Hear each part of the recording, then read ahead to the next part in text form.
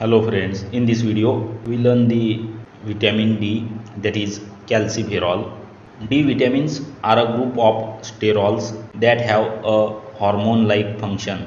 It is not strictly a vitamin since it is synthesized in the skin. Ergocalciferol, that is vitamin D2, found in plants, while cholecalciferol, which is vitamin D3, found in animal tissues, are sources of pre-form vitamin D activity. The active form of vitamin D is 1,25 dihydroxycholecalciferol, which binds to intracellular receptor proteins. The main function of vitamin D is in the regulation of calcium absorption and homeostasis. If you like the video, share with your friends and please do subscribe our YouTube channel. Hit the bell icon to get update of latest notification from our channel. Thanks for the watching.